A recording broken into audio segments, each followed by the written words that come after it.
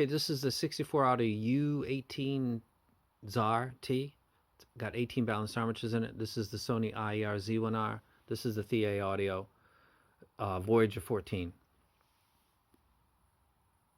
I paid for this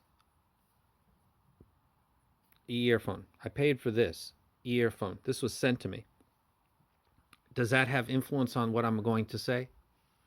Of course it does. To what extent? That's your decision. You guys decide on that. I don't know. Let's not pretend that that doesn't make a difference. It does. I can't. You guys judge that. I came to my conclusions with music as always. I'm going to jump right in and say that I think the U12t by the same company is superior to this. At no point on no track with my OCD timestamp moments that I collect and track and follow up and go check again, did this sound better than the U12t. As a matter of fact, the overall presentation of the U12t seemed to be more pleasing to my ear than this set. This didn't offend. There was no sharp, there was no offensive. It was like the U12t. It seemed it's $1,000 more than that. $1,000 more than the U12t, and I could discern using my whacked out play that track 15 times, listen to that 4-second timestamp 15 times, that brain listening for the difference, because I'm thinking that it's going to come, because it happens sometimes, like, oh, there we go, and then I start to pull on the thread, like, I got it, it's vocals, I'm going with that, this is the special sauce. I couldn't find it. I got a better appreciation for the U12t now than before, thanks to this, but that cost me $3,000 to come to that conclusion, and it's made by the same company. And while I'm listening to this, and I've got it running across the table from the ADI2 deck, I'm looking at this because it's plugged into the ADI, and it's kind of like this, because it's coming across the desk and over the keyboard, and I'm looking at it and thinking, that's a fail point, man. Like, I could see that becoming exposed eventually with a lot of usage. It's not a really good cable, and it's $3,000. For comparison, I use on the Voyager, I harvested from the Fearless S8Z, which has just a magnificent cable. It instills confidence. I'm sorry, it doesn't do that. It just makes me not think about it. It's got double strain relief, one here and one on the inside. I just thought this cable's awesome. I look at this and I feel nervous because I have had cables that this looks just like a cable that would do that. And that's $3,000. There is no carry case.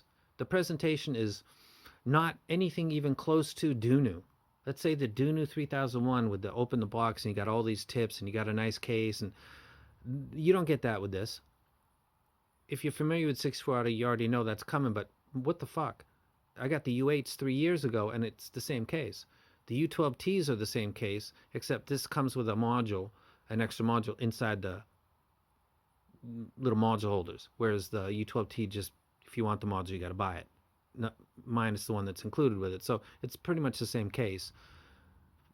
You're getting extra drivers for extra $1,000, and I can't figure out why.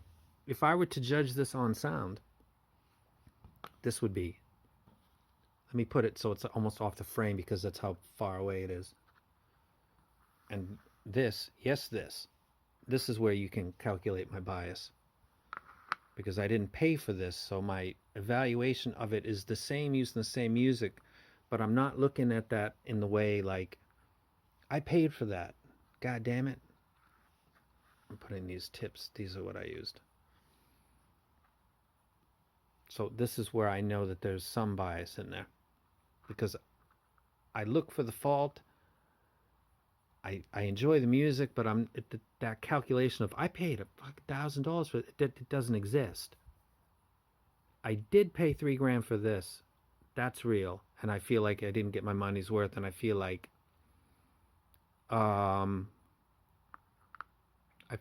regular user that listens to people. I did this by my own will because I need more IEMs on my list so that I can have a better knowledge is power. I learned a lesson with this, and I'm going to share it with you. It seems to me, we're in DAPs, that when you get above 2 grand, it's all, there's no point. And it could be cheaper than that, but I don't think you're getting anything in the 3 grand, 4 grand tiers of music players that you can't get for, let's say, 1,000, 1,500.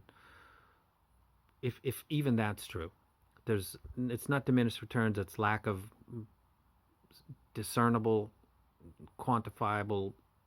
I can point to this thing on this track and say that this, like that stuff on DAPs. I don't. I went through it. I don't have an N8 on my table right now. The Sony M1Z is because I'm a Sony fanboy. For in-ear monitors, I don't think that anything above 1,500 is really. This is where you can suggest to me something, because I'm going to make the next purchase with Patreon money, and you guys give me something. What do you think? Not this company. I'm not bashing on them, but the way that they present their stuff and the calculations for value, like money, you get this for this much money. I'm not on board with it. So if you bought this and you feel like you got your money's worth, then that's really cool. I'm not, and I paid just like you did. So you're happy. I'm not. So suggest to me something in this around 2 grand, please, between 2 and 3 that I might be happy with, that is potentially on par with this, or even this. This is a legit, really good set right here. This is part of the calculation of why I'm not pleased about this. Because if I did spend $1,000 for this and I spent 3 grand for this, remember this was sent to me, I would be not happy, because the improvement is, this has better bass than this has. It's more powerful. It's more closer to a dynamic experience. The way that it plays, the Sony quad BAs are doing good work. It's not on par with the Sony, but welcome to every other IM I've ever heard in my whole freaking life, because nothing compares to it, in my opinion. Also the air that micro driver is putting out, that's taking care of the tweeter. They did real work, and it paid off. They added more drivers and charged more money. I'm more pissed than I'm letting go, because I don't know where the line is of bashing, and I'm not bashing this so far. I'm just not pleased with the return of the investment of $3,000. The cable is legitimately kinky garbage that's got a really, really, really weak and bad fail point. And I was looking at it as I was listening to music. I don't know if I've ever done that before. It does not seem like a very good design.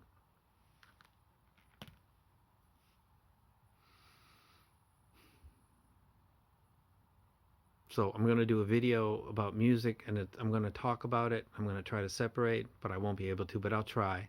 But my conclusion already is that the U12t, if you're insistent on getting something from this company, is a legit very good IM. It is expensive at 2 grand, but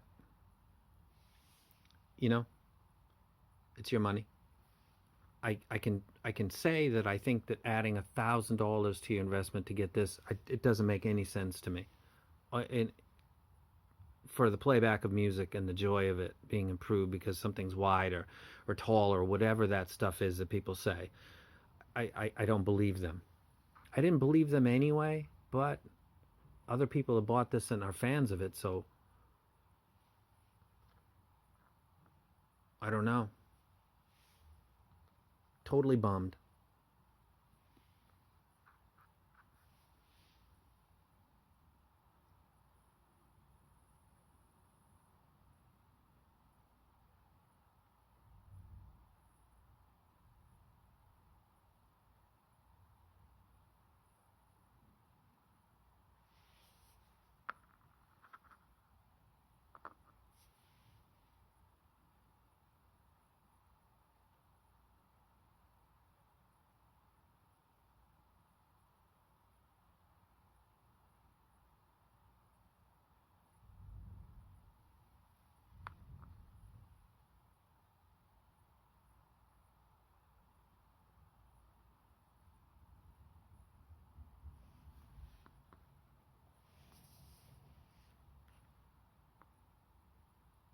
I want to punch a wall.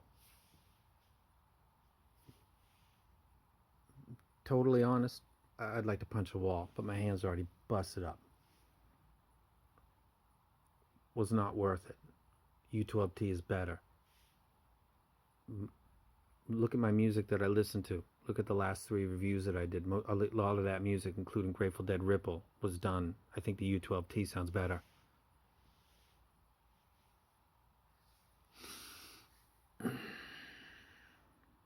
I'm out.